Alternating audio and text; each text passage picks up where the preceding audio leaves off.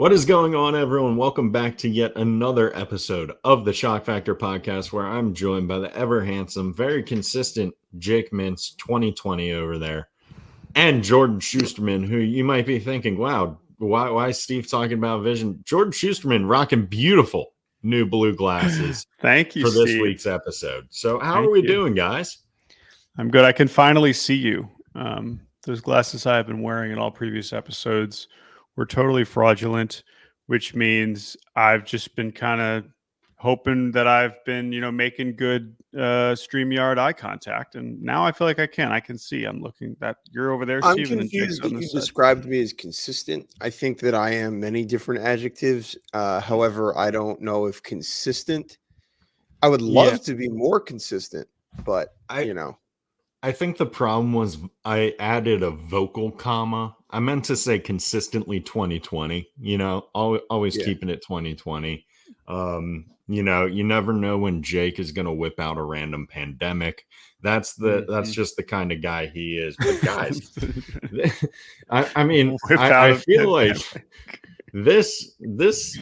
the past 2 weeks have been an absolute clinic of Jordan being an adult, between going to the dentist before one episode, now the optometrist. It is just, I think he's going to get 7 flu shots between the next episode.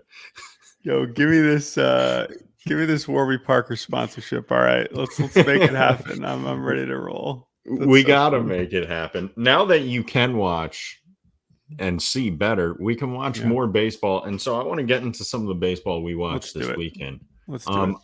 I went to Coastal and Troy on Friday night. I am going to gloss over that for the sake of Coastal fans.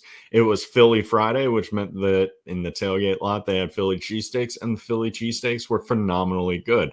The baseball, on the other hand, went in favor of the Troy Trojans, so anything can happen. And the Troy Trojans just absolutely dominated all weekend. Brooks Bryan, I believe he is the sophomore. Yes, their sophomore catcher on the weekend just absolutely went off, especially in the Sunday game or Saturday game. So I was really impressed with him, but the Troy Trojans just put on an absolute offensive clinic. Like everything Coastal threw them, it felt like even when they made good pitches, they were getting sent over the fence. And sometimes that happens at Coastal, is that they can have fun hitting there too. It is, I guess, technically a home field advantage, but then sometimes it's the opposite of that. The other team's like, whoa. I am enjoying this place to hit. And that can happen in the Fun Belt. Anything's possible. Yeah. And it's one of those things. Was the ball blowing out? I don't really know. I think the ball doesn't blow, Steve. The wind blows the ball.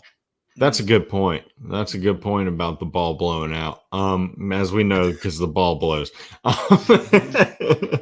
But it was really interesting, kind of tough to watch because, Coastal was right on that bubble of could they host, depending on how the next couple of weekends go, maybe. But now it's feeling like it may not really happen as much. But on the other hand, you know me. I'm a college baseball fan. Regardless of what's happening, I'm going to be excited.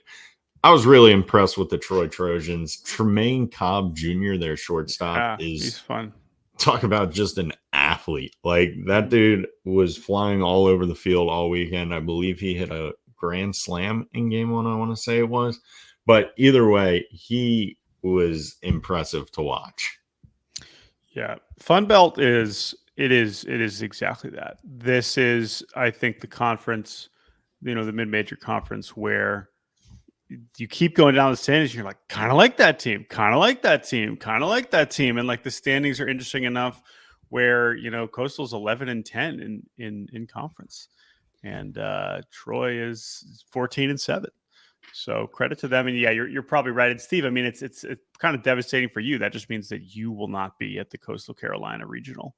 Yeah, I mean, that's because that would have been the easiest one for you, I assume. Yeah. It's a longer drive. Yeah. More miles, more smiles. That's what I say. But it's it's tough to see it happen in Gilmore's final year because, always hoping for something special to happen in coaches' final years, especially guys like that. They're still going to be, I would still expect them to be in the tournament and go on a run. They could still go on a run. Steve, they could always do the 2 seed who wins the regional and then ends up like playing the 3 seed and gets to host the Super. Oh, yeah. Which, really falls that way.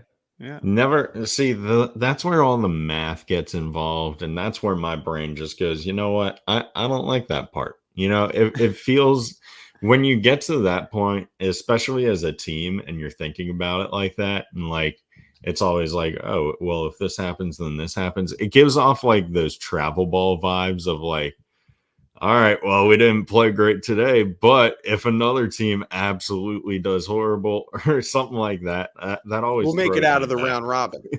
Yeah. Again, we're projecting here a long way to go, and the margin for error is smaller. Well, I have a feeling that Steve will be at the ECU Jungle for regional weekend. That's what I'm smelling. Looking at, I mean, you're going to have probably more than one option in the state of North Carolina as things currently stand. But I have to imagine if you're picking between Chapel Hill and Greenville, you're probably going to go to Greenville. But we'll see. We'll see what happens. You never know, but we're projecting, of course. These are all guesses. None of us are actual psychics. No. Speaking of things we probably didn't see coming, me turning into a giant Mississippi State fan is not something I had on the bingo card, but I'm not mad about it. You know what they say, Steve? Yeah, I do. Unfortunately, yeah, honestly. And if you can't beat them and they have nothing but beer and brisket waiting for you on that side, you know what? That's an easy join. That is an easy. Hey, don't pitch, just come and have a great time. Yep.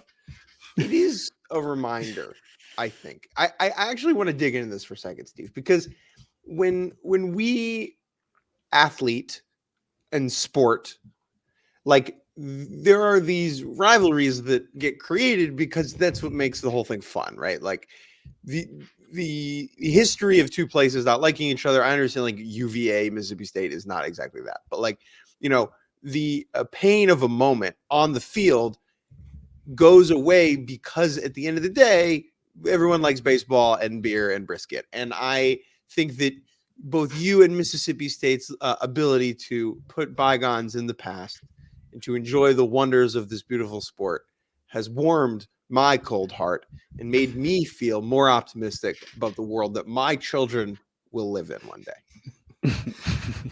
Like, I just want to be a message out there to all the pitchers who might not have pitched good against another team in a big game. Just go to that place because they'll be super nice to you most likely. Just see now, Steve, the problem is my D3 career ended against Wartburg. I don't really. The options are not as exciting. That's fair. Yeah, not doing it against one of the largest fan bases in college baseball was a pro play. That's the lesson. That's the lesson. If you are going to end your career in spectacular fashion, make sure you're doing it to a team with a cool stadium. Go out with a bang. Go make yourself go to Waverly, Iowa for some closure. But they'd love to see you, Jake. I'm sure the Knights fans are like, Jake, yeah, what's going on? If Steve's the big donkey, I'm the little ass. I love it. Anyway, so the point is, Mississippi State, you're now pulling for them, and they take a series from Vandy this weekend, and you're cheering them on every moment. Yeah, I'm rooting for it. And you know what? The best part of it, Luke Guth, one of my good friend's little brothers, came in to pitch for Vanderbilt. Did a fine job. Didn't give up a bunch of runs. So we're happy for him. We're always happy to see that. Now, another situation where that is not the case, where pitchers did not come in and not give up a lot of runs, was between Texas A&M and Georgia.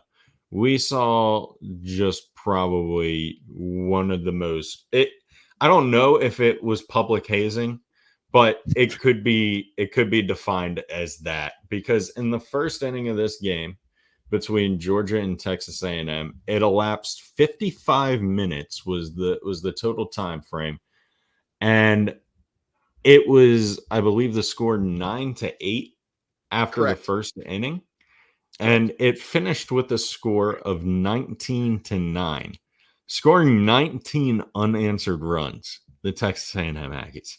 Which this is an amazing box score because you have Georgia putting up a 9 spot in the first, and then A&M puts up 8 in the bottom half, 1 in the third. It's like, all right, 9-9. I guess this game's really settled down. And then boom, A&M 8 in the 6th, 2 in the 7th. Thanks for coming out to the yard. Have a nice night.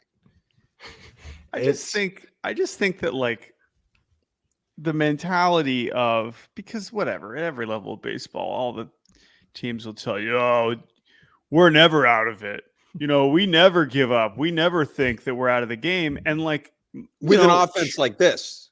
With an offense like this. Okay. But, like, truly now in college baseball and with the offenses that we have, and especially if you're A&M, I mean, yeah, like, they're down 9-0. They're like, all right, we got 9 tries to score 9 runs. Like, we get 8 right here. This is easy. This is nothing. The wind's blowing out. We got 3 of the best hitters in the country. Like, let's get to work. Like, I just think that the mentality of that now has just got to be so. Maybe this is how it was, you know, with the -5 bats where no lead was safe, but it's just so casual. Like, this is these to have 2, 8-run innings in a mercy rule victory in which you were down 9-0 in the first inning it's hilarious. But this is Jordan, the team I would expect to pull this off. You and I always joke about the now we go moment, right? Yeah. Where, a team gives up some runs, you get the third out, everyone's running back into the dugout. Some guy, optimistic freshman on the bench. All right, hey, now we go. Now we go. Like 3 moms are, behind the dugout. Now it's our turn. Now it's our turn. Yeah. And usually when that happens after you allow like 9 runs in the first, it comes across as like very shallow. Like, okay, like it's okay. We lost today. Like there's a lot of games in the season, but you're right. This is the upside. This is the upside of the new offensive environment. And I'm gonna open up my third eye for a second, Chance, if you don't mind. Yeah. College athletics is about more than the wins and the losses. Okay. The NCAA is trying to instill a positive sense of the world into all of its student athletes, right? And what better way to truly believe in yourself, to never give up, to always see hope, okay, than this run scoring environment? Back in the day when I was a youth, if you let up 9 runs in the first, that was done. You were cooked. But now there is always a bright tomorrow. And that is a truly beautiful thing. So thank you to the NCAA. Always great. Honestly, it's really selfless. Always winning. We sign up for this game of failure looking for nothing but utmost success. But Jake, when you're talking about the now we go moment, all I can think of is this video I saw on Twitter a long time ago. It's this little kid and his soccer team on a bus. And the kid, like, they clearly just gotten destroyed in a game. And this kid stands up in the middle of the bus and goes, guys, coach is right. We need to work harder as a team. And the whole team just goes, boo, shut up. It's such a good video. I thought you were going to, this is the same one, again, while we're just talking about funny random memes, is the one of the kid at the football practice where he like stops everyone from talking. Then he goes, it's the coach's fault. But both of those are your great reference. It's so funny. But yeah, to what you're describing, I imagine the reason you're bringing that up is because, right, normally, the mom behind the dugout being like, all right, now it's our turn. Shut up, mom. Like, we stink today. Like, we're not winning. Just let up 9 in the first. So I texted Hayden Schott and asked him about the first inning, and I go, dude, what was that like? And his response was, it was the most horrific and euphoric hour of an inning of baseball I've ever experienced in my life, which I think is a great way to put it. But I do also want to shout out Georgia pitcher Brian Zedlin, who came in. He gave up 8 runs, but went 5 innings after giving up 8 earned, which that is an insane performance. Any stat line you see, you could throw a perfect game. That is not as insane to me as giving up 8 and then settling in for the next 5 and giving up, I think, only 1 over the next 5 against the number 1 offense in college baseball. Brian Zeldin with the 117 pitch relief outing. Come on now. Dog. That's not in the job description. Now listen. I know. Because I think it was a freshman, Matthew Hoskins, or sophomore that started the game. Brian Zeldin is one of the old Ivy League transfers. I assume a teammate of Jackson Appel, right? For a long time. So I'm sure this dude's, going to be 24 in September. There's sack bunts and sack flies, but this is a sack lamb. You just run that guy out there, let him sponge up all the pain. I have a question. If the bottom of an inning is a shutdown inning, if you don't allow runs, what is this then? This is a great if question. you score 9 in the top and you allow 0 in the bottom, that's a shutdown inning. If you score 9 in the top and allow 8 in the bottom, is it a shit down inning? Settling down inning. It takes the other funny thing is you allow 8 in the bottom, you're like, oh hey, we're still ahead. Here's what I don't understand. And it's Brian Zeldin, and listen, I know he's 24, this isn't about a commentary on saving his arm or whatever. However, I'm looking at his game log, and he threw 90 pitches against Missouri, but I think that was the start.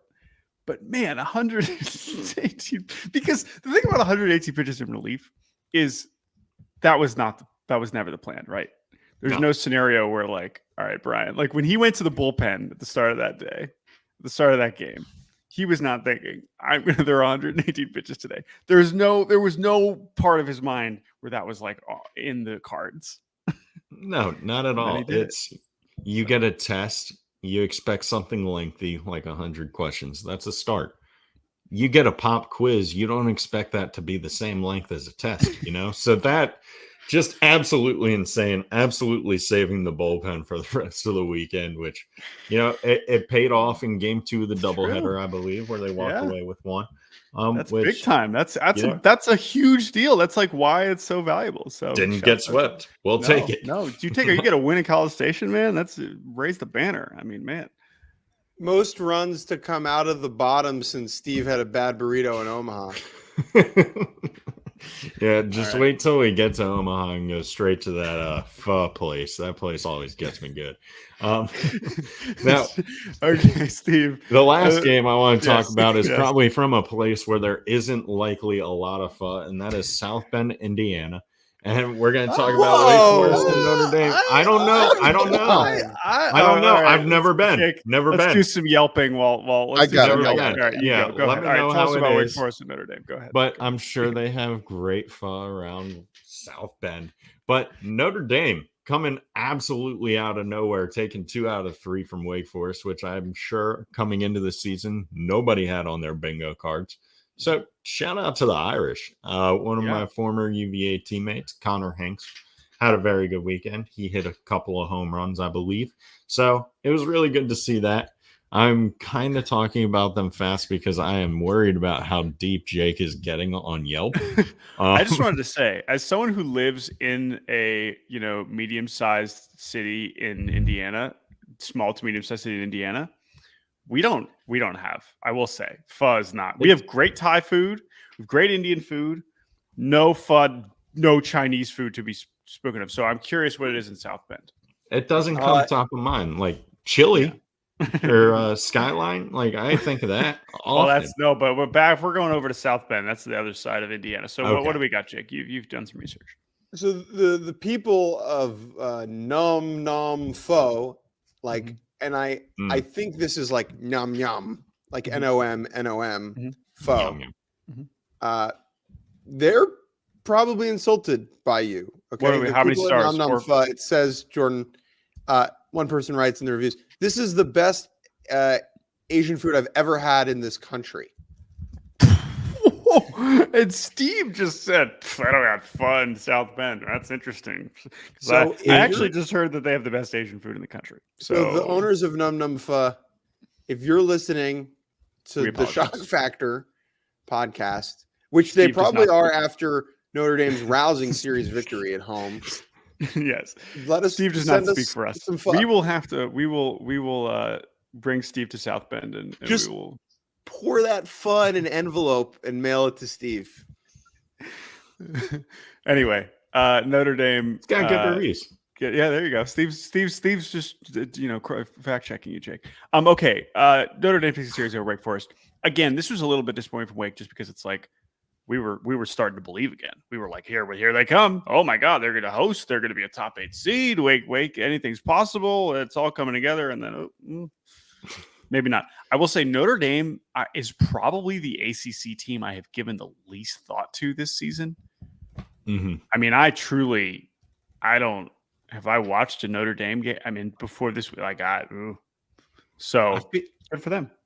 I feel like they're kind of a quiet personality team, like that's kind of always been their MO, where it's like, hey, these are the quiet kids from Indiana. They're going to come to Knoxville, make some absolute noise. Don't get me wrong, but they're still going to be pretty quiet in the way they go about doing it. I feel like, where it's not like boisterous, I feel like is a good word to describe it. But we're going to get into something where we're thinking about more fun, the giblet tickler of the week. And this week's was, at first, I didn't even realize my giblets had been tickled because I was just like, oh my goodness, what a base running blunder by the Florida Gators with the bases loaded. And I believe it was game 2 against Arkansas. There's a fly ball hit to center field with 1 out in the top of the 8th inning while the Razorbacks lead by 1 run. Just a routine fly ball to Peyton Holt. And he catches it, throws the ball in, and after he catches it, all the runners are kind of caught in the middle of the bases, and it's not a typical catch and they tag up and score or tag up and advance, but they definitely could have. This was deep enough that Brody Donay could have scored from third base if he tags up like a reasonable person. But then you watch it a second time and you realize that as the ball is approaching its apex and all the players are watching Peyton Holt, as you are taught to do, they're doing a good job.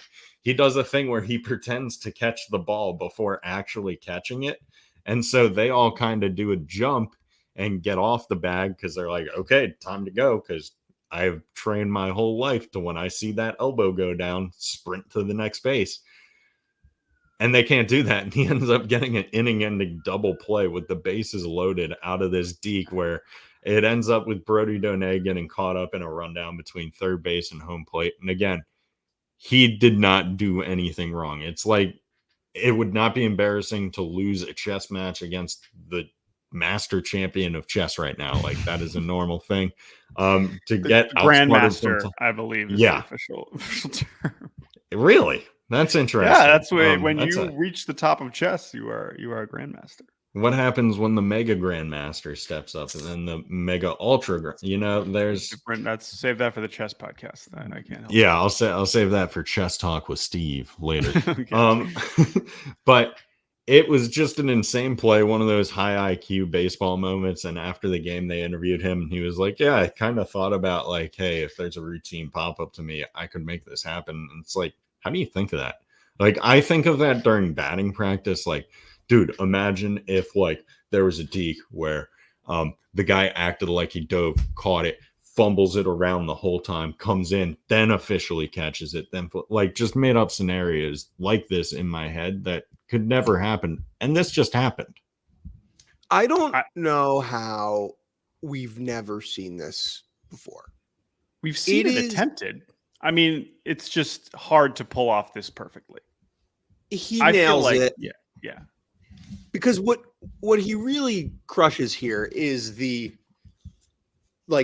give of the elbow down and then the fake break of the hands, right? Because once your hands break, then the runner has to go. You have to go, right? Mm-hmm. It is such a perfectly done deke. I think we're going to start seeing more people go for this now that this worked, and we're going to get some people dropping fly balls. I think that's it's going to go the other way. I'm Yeah, for that's it. true. That's That's so true. much funnier than just catching routine pop-ups. You want to make pop-ups interesting. This is how you do it for me. The 50-50 of is the kid going to catch it? I feel like I would say my best response to reacting to this clip was in the movie Semi-Pro when Jackie Moon executes the first alley-oop and everyone's just like, what? And kind of Is Sullivan's that like, allowed? Father Pat, we can't just have people flying around out here. But it was really funny. The ESPN crew did a funny job of like cutting to Coach Sullivan as it was happening, and he's standing in the dugout and he's like, what? And I think that was the perfect reaction that everybody else had as well. Last thing on this play, and then let's move to our ad read. So that's your warning to come up with this silly transition, Steve. Is what's so wild about this is Peyton Holt still throws it to third, right? So like the fact that Donay gets thrown out at home after the ball still goes to third kind of speaks to the bizarre timing and the base running situation here. It's hard to describe, but if you watch it, the whole thing just looks very funny. But credit to Peyton Holt, and yeah, I mean, obviously, it looked like a toot plan. Yeah, but really, it was kind of just defensive genius.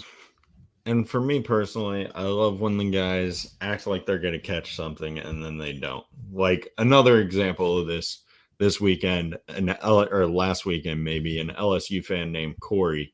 Tommy Tanks hit a home run to this gentleman named Corey, and it looked like he was tracking it, hit him in the head. But for that, I gotta say, Tommy Tanks, that was my favorite tank of the week, aside from the 2025 Soldier Tank BB Core baseball bat by Soldier Sports. This isn't just any bat. It's lighter and hotter than any of its predecessors, and this is thanks to its infused power alloy technology that creates an ultra big, ultra hot sweet spot. Crafted from over 2.5 years of research and development, the Soldier Tank BB Core baseball bat is the perfect blend of speed and power. Designed for both power and contact hitters, it features a formula for success. Speed times mass times impact equals extreme power. I've seen it swung. Even the miss hits have juice with the Soldier Tank. The bat is priced an incredible $311, which is well worth it to swing the top scoring BB Core bat ever. So head on over to soldiersports.us to secure yours today. Thanks, soldiers. Great work, Steve. As always, thank you to Soldier Sports for sponsoring this silly podcast. Let's get to our moments, Jake. Sorry. Yeah. Speaking of soldiers, Sam Ruda looking pretty good. Is he having a good season? That's my guy. I Sam Ruda, the third baseman at Army. He's a fun Sam Ruda, man. I remember 2020, he was erroneously reported to have signed with the Padres. And I was like, oh, man, all right, that's interesting.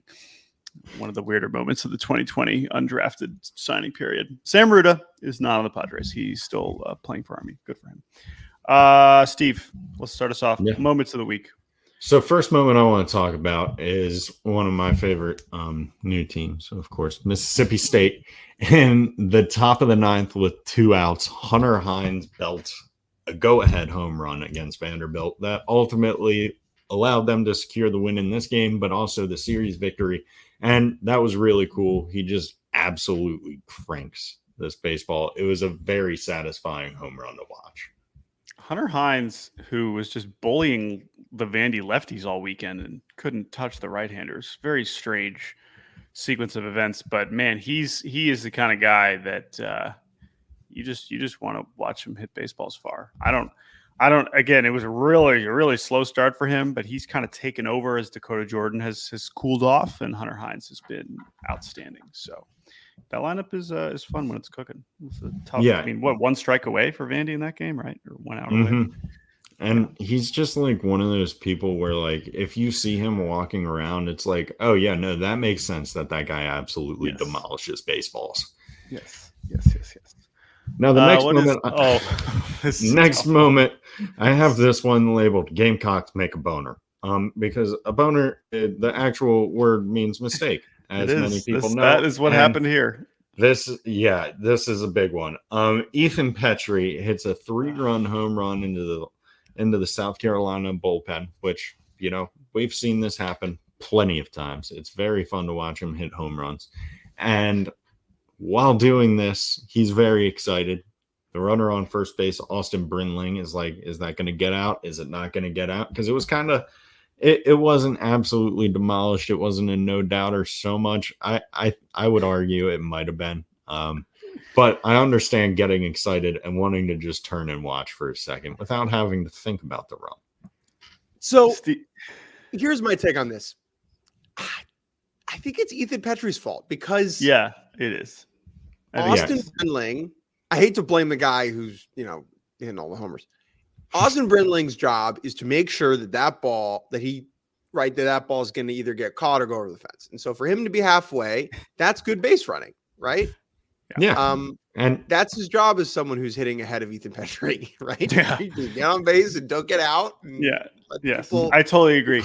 I just want to say that was what I was going to bring up, is like, whose fault is this? And we've seen this happen before. It honestly doesn't. It's not that rare. We've even seen it in the big leagues, which is kind of wild. But I just want to commend you, Steve, for your camera work on this 9-second clip or 10-second clip.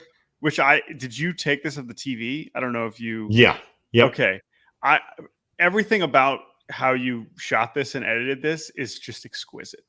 Mostly Ethan Petrie's like helpless shrug in the last frame is just masterful work.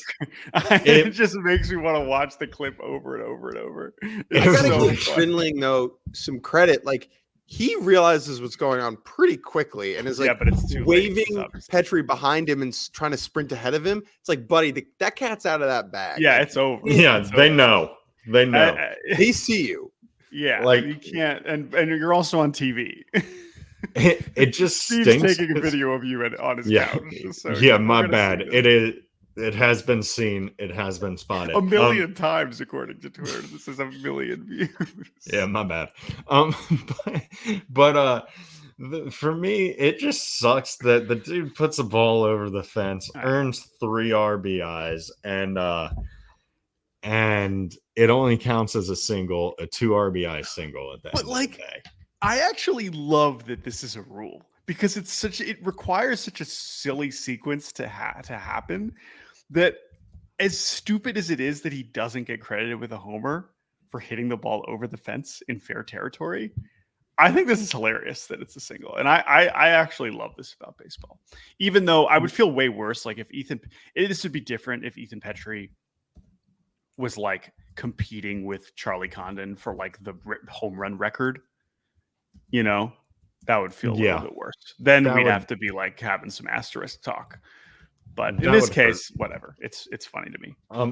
Since we're on the topic, I do want to talk about something that it's less than savory. You guys know I like to keep it positive, but Sam Houston, something happened in their game where there was a home run hit against Louisiana Tech, which would have been, a difference maker in a 5-4 loss, where I won't name names because I won't dox anyone. If you wanna investigate yourself, you can look it up. But it is my job to talk about the sport and be a grown up. The Sam Houston Bearcat missed home plate on a home run, and the run did not count. And it was a blatant miss. I understand. Yeah, I've never had the excitement of hitting a home run, but I would not be able to find the bases. If there's a light show going on, I think excusable. Sun was out. I just got to talk about it. I got to talk about it because we're talking about silly home runs that did not count as home runs. And Steve, I'm gonna dox this guy. You can do it. Walker Yannick, who is, a very interesting prospect who we saw play for Sam Houston last year. He's going to be a first-round pick. I'm saying it right here. He's really, really good.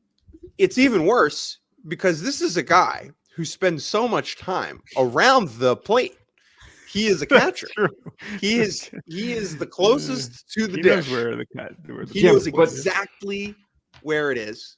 And so therefore he should have stepped on it. In my opinion, he should have stepped on the plate.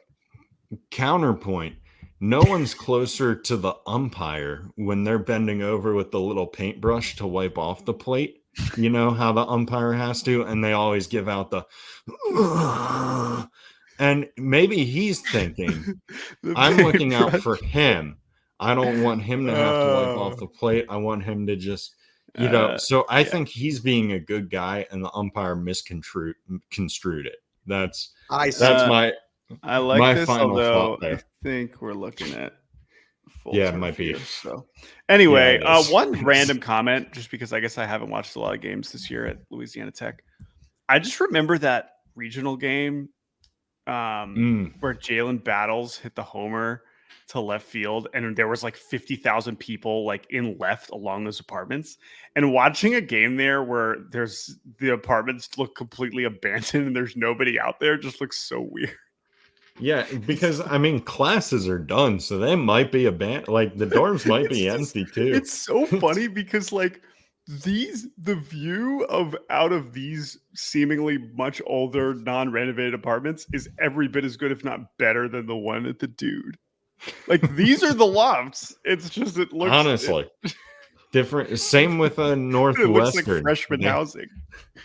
Northwestern has like a dorm that looks like an elementary school in the Midwest. Yes, in left field. But that's true. There are other versions. Anyway, Walker Yannick touch home plate next time. We moving along. Your stats account. Yes, keep going. Sorry, one of the highlights was playing out loud in my ears, so I could not hear you talking. So I apologize for that. I don't want the disrespect.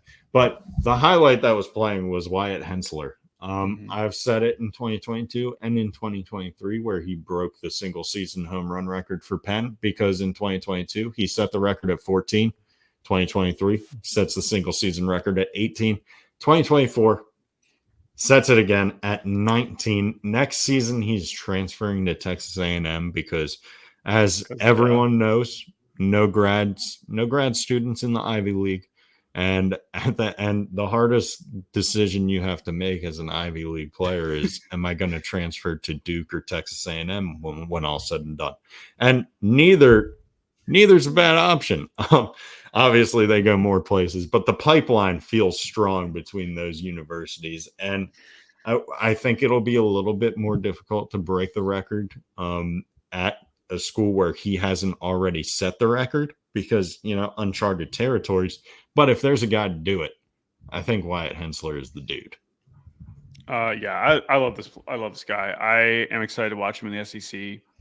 I feel like I thought he maybe could have been drafted, but I wouldn't mind just watching him, do another year of awesome college baseball. It seriously feels like every week, every day, Penn is just tweeting another Wyatt Hensler home run. So good for him. Good for him. It's just insane stuff, And speaking of insane stuff, we talk about two-way guys all the time, doing crazy stuff. Jack Caglione having good outings, hitting lots of home runs. A guy that has kind of flown under the radar, in my opinion, is Cam Jones from Georgia Tech. But I don't think that'll happen much more often, because over the weekend he threw a complete game, which any pitcher throwing a complete game of any measure is something that excites me. But at the plate, he went 4 for 5 with 2 doubles and an RBI. So this is a guy who absolutely took care of business. I like to think of a stat. I want to think of a stat for two-way guys who kind of – I know it didn't necessarily happen in this instance where he scores more runs himself at the plate than the other team. But if there's a two-way guy who throws a complete game and scores more runs or drives in more runs than the other team scored, I think there should be a stat for that, like a one-man army job or something like that, where call it they like get a acknowledged. Yeah, honestly, like just give it the name. Like I think that's so impressive. I could barely get outs when I was focusing on just pitching for 1 inning. So to get outs for 9 innings while you're thinking about multiple things, that's impressive stuff. Yeah, I mean, two-way players didn't he you said he transferred, right? Or I'm pretty sure I believe he transferred from Georgia State. Georgia I want to say. Yes, Georgia State. So That's a cool little glow up there for Cam Jones. Georgia Tech kind of sneaky in it. How about that? Are we going to have Georgia Tech? I would love to see Georgia Tech in some regional where they can score 20 runs and allow 25 runs. That would be fun. Yeah, I'm trying not to like go over the records as they all happen because so many home run records are going to be broken this year. But Georgia Tech's another one. Drew Burris, I believe, broke their freshman home run record with his 18th of the season, which if you guys, I didn't include the highlight in here, but I'll send it to you guys. It was like a one-handed chip shot that just might have backspun at a spin rate of 45 million. And just floated over the fence. It was really cool. But speaking of other guys who can send the baseball out at an alarming rate, we got to talk about Texas A&M's Ted Burton, who has just been going off. You know, this a guy has an accountant's name. He really does. And he transferred from Michigan. He's not one of the Ivy League transfers. What an idiot. A&M, he went to Michigan? Yeah, I'm sure he gets really like when they do the group SATs in the locker room between, Braden Montgomery went to Stanford, not in the Ivy League. What can we say about that? He also, I know that his ACT score was high, which you don't know that about the low scores. So I would not want to be in a math contest with Texas A&M. Let's just put it that way. Because I think I would get absolutely dominated. But Ted Burton has been going off. I tweeted that as a kid, I was terrified of Tim Burton movies. As a pitcher, I'm 27 years old. I haven't pitched in probably 2 years, maybe 3. I am more terrified of Ted Burton than Tim Burton. And I can say that with full confidence. Ted Burton, man, he's been around for a long time. I remember like he was on the that can't be possible. Like in my head, he was on like the Michigan World Series teams, which I know is not possible, but like I just feel like he was there for long enough then. But good for him. But he knew the guys. He probably knew a lot of the guys. He definitely knew the guys. You always know the guys. Man, what a crazy Ted Burton 2 years ago had 74 strikeouts and 36 walks, and this year he has 41 walks and 37 strikeouts. That's just an example. It's like, I've seen a lot of pitches. I know what a ball and a strike is by now.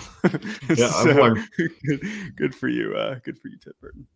Now, another cool moment from the weekend was, I know before the season, Jake talked about how it's going to be weird seeing players play in another team's uniform and how it's weird to even be saying that. But one of those players was TJ McCants transferring from Ole Miss to Alabama. And in a really cool moment when he made his comeback, because Alabama played Ole Miss this weekend, and his first at-bat back, everybody gave him a standing ovation. It was just a really cool moment because, he's a dude. He's got an incredible story himself, but he gave a ton to this Ole Miss program and was huge, obviously, for them in that 2022 College World Series run. But to see the fans welcome him back with open arms is something that made me really happy because you don't really see that too often. Well, you just don't get an opportunity to do this. Like, this is just such a unique circumstance where you can mean enough. Very rarely does like a player mean this much to a program and then like doesn't get drafted and then like transfers to another team in the. It's just a very unique set of circumstances. I love that we're doing college baseball tribute video type stuff. But no, but it's when the opportunity arises, I love that they're doing it. And yeah, I mean, of course, being a part of the World Series team goes a long way. So yeah, that was cool. Even one thing they shared was a picture of like him talking with Coach Bianco before the game, like just talking, and they were like, "Oh, the 2022 champs back," and I thought that was really cool, just really respectful. And I really like to see that because transferring is a very hard process. You're going to a school where you're meeting an entirely new team. And it's like, oh, by the way, I hope my credits transfer. Otherwise, I'm taking math for the 3rd time. So to not have the pressure of people hating you for doing it, that's really cool. Last moment of the week, and then we'll rattle off our players and pitchers of the week and say goodbye, is Paul Skeens. Ever heard of him? On Saturday night, the Creighton baseball account Creighton baseball. What are you talking about? They tweeted a photo with the caption, "Never know who you'll see watching the Jays at Charles Schwab." Hashtag go Jays. There is a photo of two people sitting kind of up on the concourse. One of them is a mustachioed gentleman with sunglasses. The other one is a blonde woman who seems to be making a hand gesture, maybe explaining that she just won the NCAA gymnastics championship. That is because it is Paul Skeens and Livy Dunn attending the Creighton Blue Jays and Georgetown baseball game over the weekend. And you might say, what? Paul Skeens pitching for the Indianapolis AAA club for the Pittsburgh Pirates. They were in Omaha playing the Storm Chasers. They had 3 games rained out, or like terrible field conditions over the weekend, which allowed for Paul Skeens, who I guess was bored, to go watch some college baseball in Omaha, which makes sense. And go ahead, Jake, and then I'll there's a well, what's important to understand here. Yeah. It looks weird. Yes. Okay. How is his game rained out, but the game True. That's true. Yeah. at the Chuck Box is not rained out? The AAA Omaha Storm Chasers play like 35 minutes away. That's also in true. Papillon, Nebraska. Papillon, And it you could understand how like a downpour hit that and not downtown Omaha. Yes. However, the other funny part about this that I just found, because I was looking at the Indianapolis schedule, is that Thursday night at the Storm Chasers game, when they did play, was Creighton night. And so I like the idea that Paul Skeens was, in the dugout and they're doing all the Creighton night celebrations. And he's like, oh yeah, I wonder what Creighton's up to this weekend. Let me go scout some Big East baseball. So I love this. Skeens and Livy showing up for this. All of which is a lead in to say, I need to go in the next 10 minutes because I'm going to Indianapolis to watch Paul Skeens pitch tonight. Very excited to see that. So let's do our baseball BBQ ad read, and then let's do our players and pitchers of the week, and then I'm going to leave. Let's do it. Baseball barbecue started when a broken grill fork and a cracked bat came together to make the perfect grill tool. That's now baseball barbecue, yeah, it did. It was a cracked bat, broken grill fork. 2 halves do make a right, as they say. But now Baseball Barbecue makes patented bat handle barbecue tools and cutting boards that are licensed for the best teams in college baseball. Fun and functional, Baseball Barbecue products are perfect for casual fans and serious grillers alike, and a great way to out-tailgate your rivals. Visit baseballbarbecue.com/D1Baseball to find the perfect grilling gift for the college baseball fan in your life. Also, if you are like, Steve, I hate grilling, but I really love live action role playing in the park, perfect shield. Just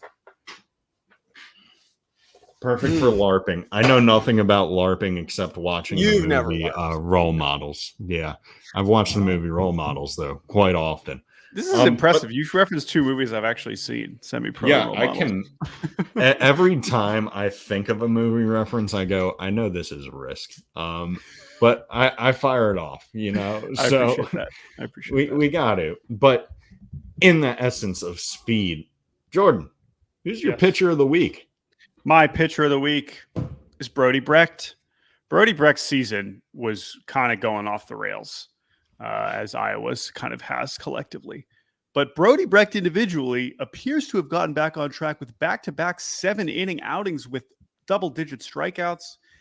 At Nebraska, an absolute must-win for the Hawkeyes. 7 innings, 11 strikeouts, only 3 walks, 2 hits allowed. Duh. Not worried about allowing hits if I'm Brody Brecht. And I just think that he's certainly maybe cost himself some money with the struggles this year, but I still think he's going to be a top, 15, 20 pick, even with the dismally disappointing season in the context of the Hawkeyes. And I would love to see him finish strong. If they don't make the postseason, he obviously only has a few starts left, probably, but it's nice to see him kind of get back on track. That's been really good to see. So Brody Brecht, pitcher of the week. Who you got, Steve? For me, I am going with James Vaughn from Columbia, who over the weekend against Cornell threw 1 inning, He only threw 9 pitches, but he struck out the side. He came in against Cornell for a relief outing, goes, I'm going to throw an immaculate inning, and that's my day. That's my weekend. We'll see you next week. And I am here for that. That is the energy of an elite relief pitcher of just like, look, we got the job done, but don't ask me to do more than that. Let's relax. You got the strikes out of me. I avoided the balls, but let's just go. That is a great call there. Yeah. Wow. That's an efficient weekend. Good for James Vaughn. Jake, who is your pitcher of the week? Let me go with Aiden May, a pitcher at the Oregon State University. Now, obviously, for what he accomplished, I believe he threw 8 innings against Oregon over the weekend, striking out 14 hitters and allowing no runs with 1 hit. That's a pretty good outing, I have to say. Take it. 14 Ks, 1 hit, 8 innings. Only 1 walk. That's nuts. Jeez. Jordan, you can correct me if I'm wrong. As a resident draft expert, he is kind of shooting up some boards. This is a good time to be. I think he was injured for a lot of the first month or so. So he's only pitched like 39 innings, but that's the kind of outing where you get some people's attention because that second tier of college arms has had a lot of disappointments. And so teams and scouts are looking like, please, like somebody do something to make me want to draft you. And this is a good example. What I love about this though, right? This is the final weekend series conference-wise between Oregon and Oregon State. Oh, man. Wow. I would imagine for the foreseeable future with the Pac-12 disintegrating. Yeah, I wonder, though. Macaroni and nothing. Oregon State, I believe, will be moving to the WCC, Don't Let Me Be, while Oregon will be moving to the Big Ten. No, to the ACC? To the Big Ten? Oh, wait, Oregon? I think Oregon is big. What I was going to say is anyway, 10. You get my point. Yes, you get my Oregon point. Oregon is Big Ten. Oregon is Big Ten. Oregon's Big I was just going to say, okay. Presumably they'll still find a way to play, right? I mean, they'll still play. But it won't be a conference. Yeah. They're going to be close to one another. Well, I get it, but it has a different heft to it. And I would say that in most sports, Oregon is above Oregon State, right? In football and basketball, It feels like that's typically the case. And that is exemplified in Oregon State moving to what we would all agree is like a weaker conference, whereas Oregon's moving to the Big Ten, right? Now, I understand football money dictates all that. Oregon has all the Nike. Oregon has all the Nike stuff. Oregon State's not the same kind of – I get all that, right? But for Oregon State, in the last kind of showdown against their rivals, for Aiden May to go out and be like, thank you so much for all the memories. We appreciate it. Goodbye. It's pretty cool. Yeah, that is a good pick. Player of the week, Steve, you go first. I'll go last. So my player of the week is coming from the middle of Tennessee. Don't look east. Do not look west, because we're going straight to Middle Tennessee State University, MTSU, I believe. Yes, where Brett Vondelin this weekend against Western Kentucky, because of course. Do not just give me the states. I need to know where these schools are when they're competing. Amen.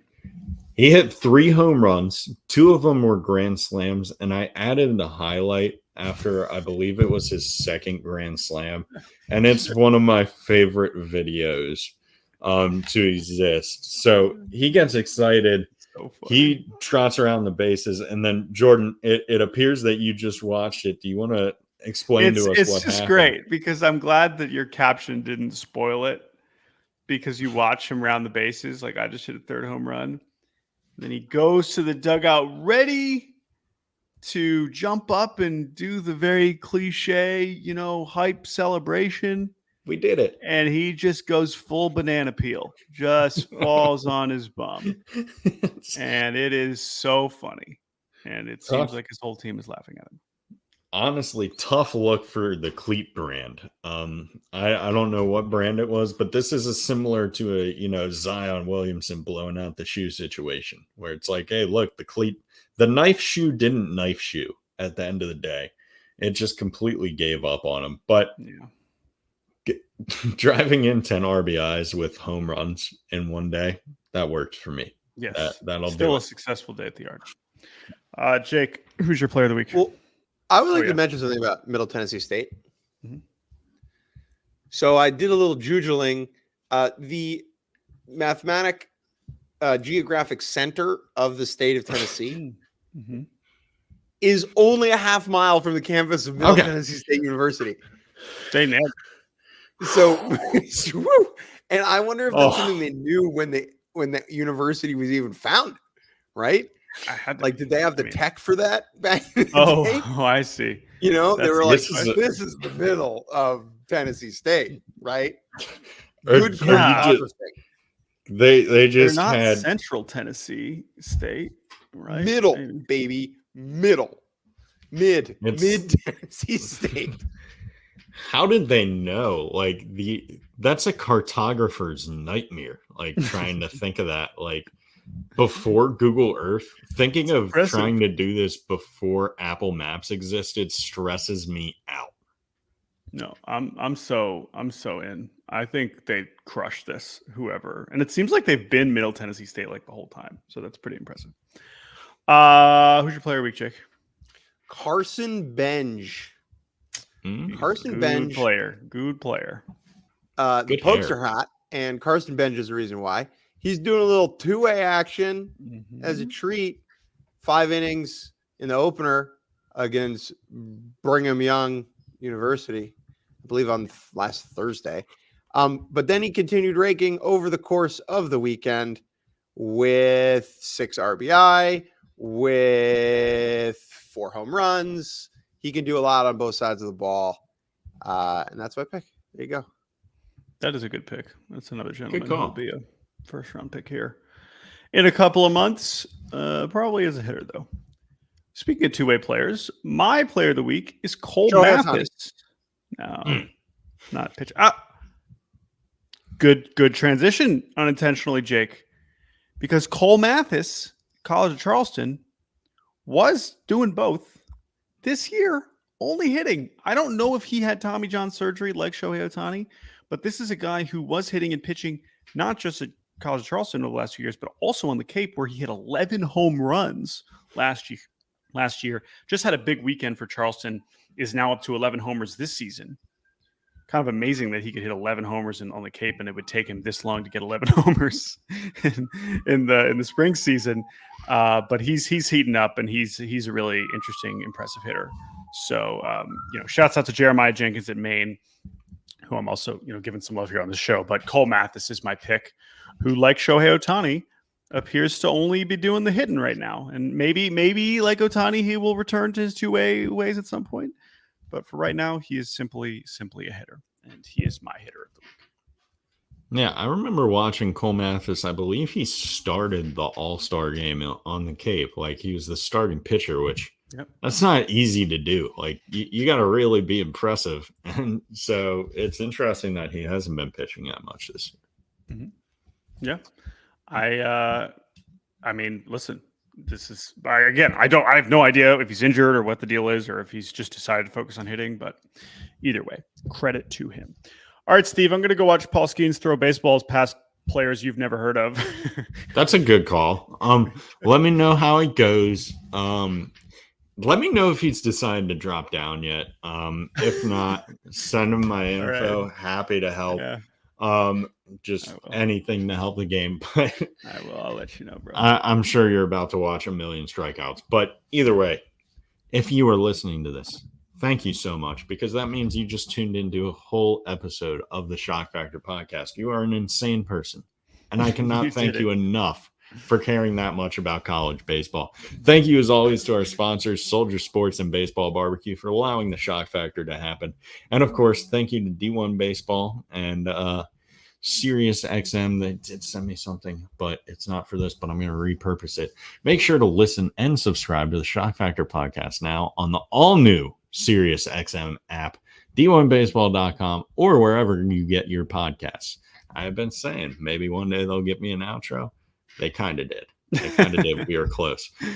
They gave me something, Steve. I can repurpose, but I love you all. Bye.